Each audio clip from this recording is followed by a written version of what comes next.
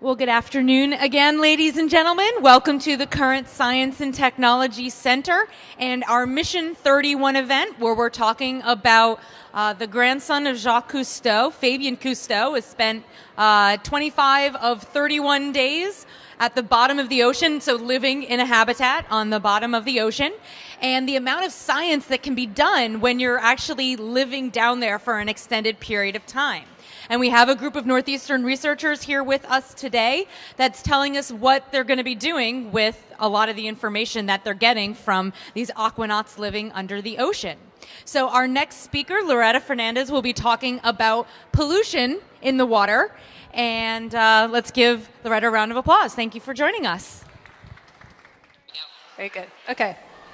Well, I'm very happy to be here. I am an environmental organic chemist, and a lot of the work that I do centers on organic chemicals that we find in marine environments. So really chemical pollution in general in the oceans is really anything that is either man-made or some naturally occurring chemical that we've changed the balance of in the oceans or some other environment. So it could be things like, let's see if I have a slide. Okay, so the kinds of organic, or the kinds of chemicals that I like to think about are things that are man-made, but it could be, for example, if it were a naturally occurring chemical, it could be something like mercury or lead that's, naturally around, but we've changed the balance so that there's a lot more of it in the ocean that we are used to, and organisms that have evolved are not used to seeing things at those concentrations, so they can have biological effects on them or us. So people have been making chemicals since we've been building fires. But in about the last 100 years, we've gotten really good at making chemicals for specific purposes. We make chemicals for killing stuff, bugs or weeds in our yard.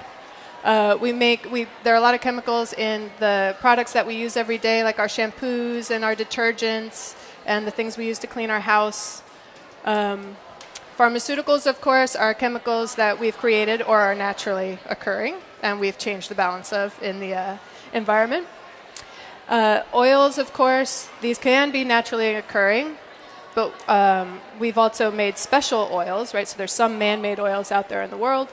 Flame retardants, and things that we use to treat our textiles, things that we put on our couch covers so that they don't catch on fire, things that we put on our rain jackets so that they're water repellent.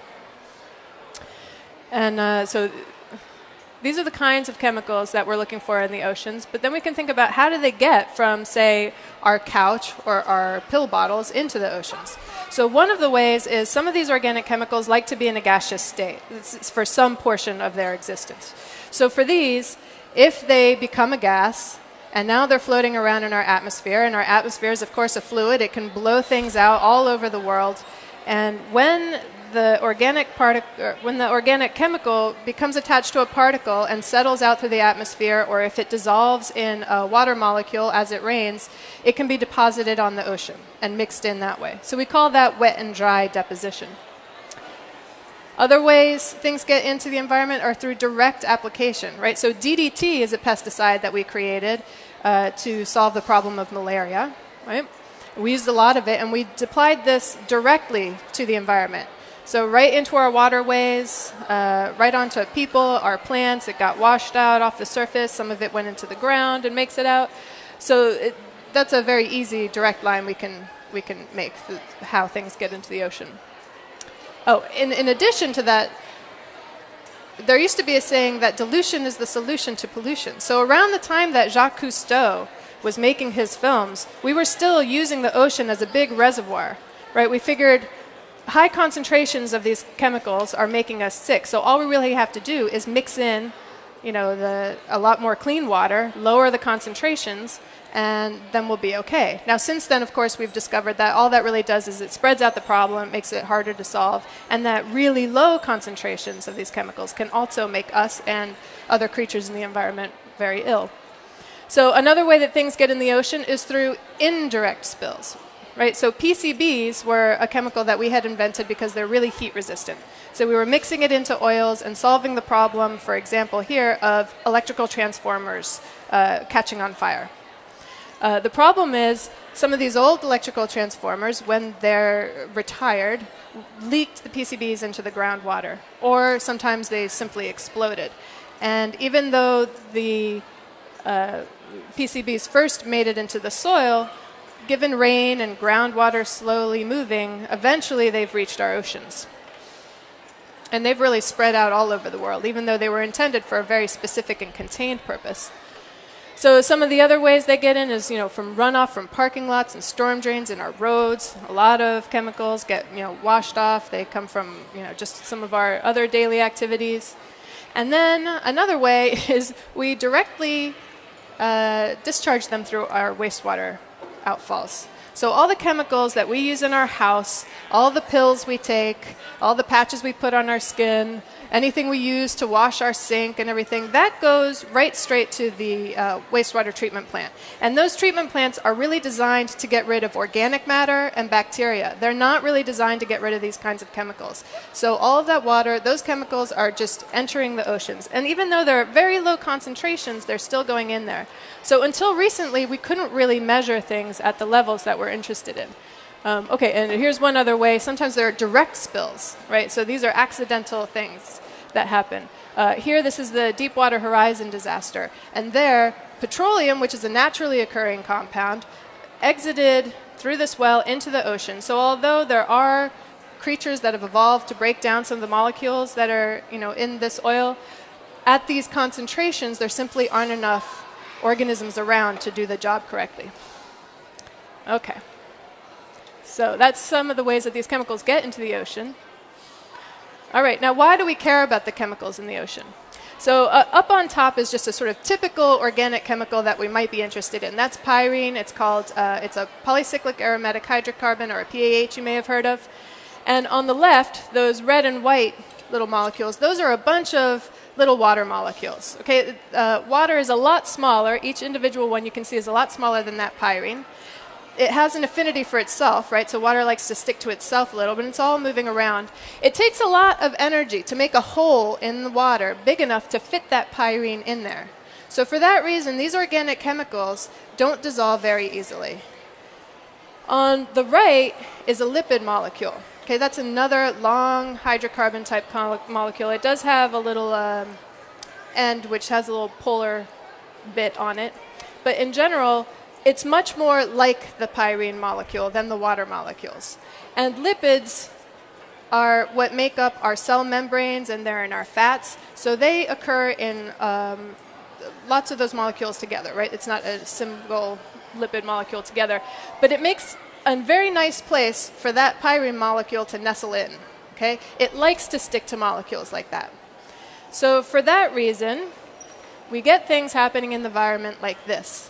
We have low concentrations, right? I said these molecules don't like to be in the dissolved state. So we have really low concentrations entering the water in the dissolved phase. They tend to stick to stuff like sediment because sediment has a lot of organic matter on it, right? So it'll kind of stick to the sediment, but some of it is still dissolved. And some of that organic matter then gets eaten by small organisms, maybe a phytoplankton, which then gets eaten by a zooplankton. As these creatures get eaten, the organic matter is digested, but what's left behind are these chemicals.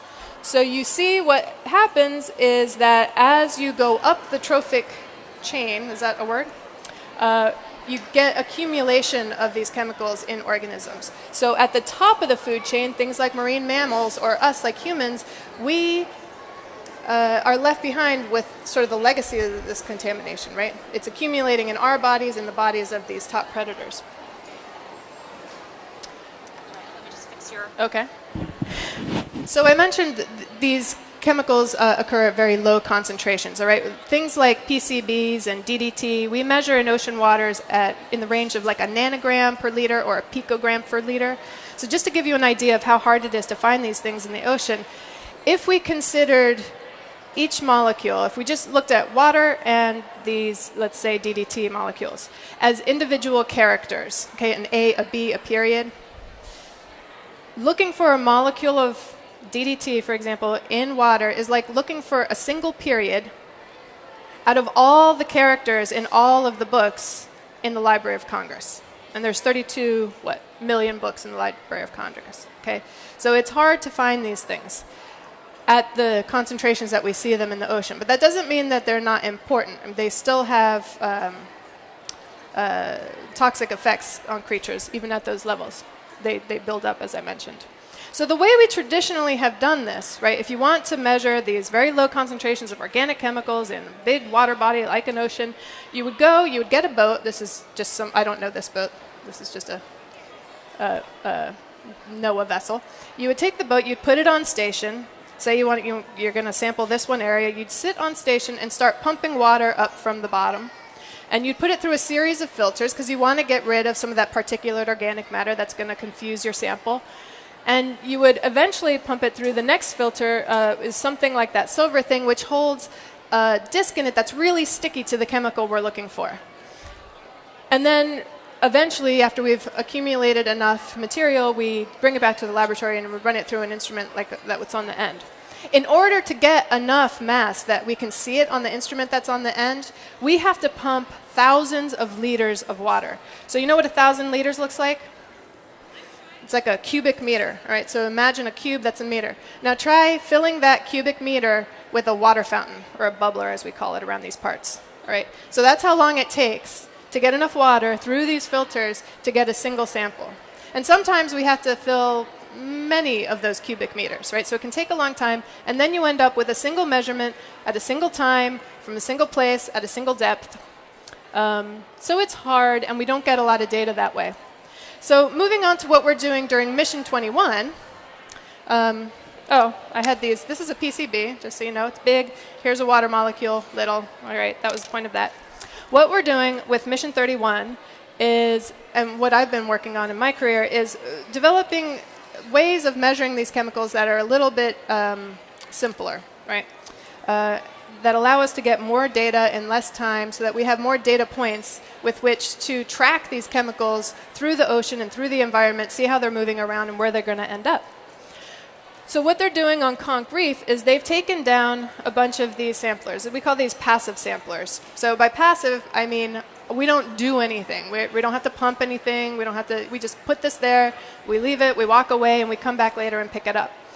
What this is plastic that I picked up at the hardware store, took it back to the laboratory, cleaned it up, and I mentioned that chemicals like this don't like to be in the water. They like to be in, amongst chemicals that are more like them, other nonpolar things. Well, what this plastic is long strands of hydrocarbons all stuck together. So they have a much stronger affinity for those organic chemicals. They want to be in the plastic. They don't want to be in the water. So it just sits out there gathering chemicals for us. So after a certain amount of time, we can take this back to the laboratory, extract it, and put it through the same instrument that we did before. But we didn't really have to do anything. So it lets us get a lot more data from anywhere we want to collect it, and with less amount of effort. One of the things about it is that this is collecting contaminants the same way that other organisms would, right? So this looks like the lipids in the fish. In a way, it's a fake organism, but it doesn't have to eat. It can exist in really contaminated places, so you can collect data from places that are really too dirty for fish to live. But that's not really a problem that we have down at Conch Reef. So at Conch Reef, what they've done is they've put out these samplers in a time series, so we can see how quickly this is accumulating stuff from the water, and also in a depth profile. So they put a long string with a bunch of these along the length of the rope, and we can come back and see how the concentrations change with depth. And what we're specifically looking for out there are oils that may have been left behind from the Deepwater Horizon oil spill, and also some of the dispersant chemicals that they use to break up those oils to try and spread it out a little more. And if you recall, the Deepwater Horizon oil spill happened far away from where these aquanauts are staying. But because it's the ocean and there are currents, anything that reaches the ocean can pretty quickly be distributed around the globe and diluted out pretty quickly, but still remain at concentrations that we're interested in. And that is really... Oh, no, I have one more slide. Okay, here are some of the samplers going in. These are the lines that they've attached the samplers to. And then I have this, one more? Okay, so as I mentioned, passive. means not very photogenic. So these are some of the samplers. They're just sitting there, not a lot to look at. Every now and then a fish floats by and I get really excited. But this is what the samplers look like when they're out in the field. Just sort of floating around, passively soaking up contaminants. And I would be happy to take any questions that you might have about chemical pollution in the oceans or some of our work. Are there any questions? Oh, great. How do you extract the chemicals you're interested in out of the plastic? Out of the plastic? So I use solvents. Now we know water is a universal solvent, but I use other organic chemicals as solvents to remove the contaminants from the plastic. And then that solvent I can reduce the volume of. So what I'm left behind is all of the mass that this has accumulated in a very small volume of solvent. And that's what we use to inject into the instrument that then measures the mass. And I use math and, well, mostly math, to then back calculate what the actual water concentration must have been to allow us to accumulate that much of the chemical. Thanks. Pardon me? Why do we care? We care because a lot of the chemicals that we're looking at, first of all, they do bioaccumulate as they move through the food chain, as I mentioned. But a lot of them are toxic to humans and to other animals. If we have to gather so much water to get a little sample, yeah. who says it's bad? Well, because it's enough water to cover the damage. So you're saying that the dilution is the solution to pollution, but in fact, concentrations even at these very low, or these pollutants even at these very low concentrations have biological effects. How is it bad for us? So all of us, if we measure our fats, we will see some of these chemicals in our bodies right now. And because we're exposed to a lot of different kinds of chemicals, it's very difficult to draw a direct line between a particular chemical and a particular physical problem that we might have. But people are starting to be able to tease that apart a little bit. And yeah, so people, we've seen through accidents, for example, that have happened where people have been exposed to a lot of a particular kind of chemical that, pardon me? How did it happen? Well, there have been chemical accidents, but we've seen that they cause problems to, they can cause liver disease, they can reduce our immune responses to things, they cause cancers. Normally people don't get exposed. You do. Anytime you eat fish from the ocean, you're being exposed. But if you keep eating fish, you're getting exposed to more and more and more. Does that make sense? So I'll live to 60 like a lady. Well, it depends. You might develop a disease and not be able to draw a line to where it came from. This is what we're working on. Great. Well, thank you all very much for joining us. If you want to come back in about 10, 15 minutes, we're going to have an introduction, kind of an overview of Mission 31. And then at 2:30, we will have a live chat with aquanauts from 60 feet below the ocean surface. We'll be talking directly to them, and you guys can ask them your own questions. Thank you all very much.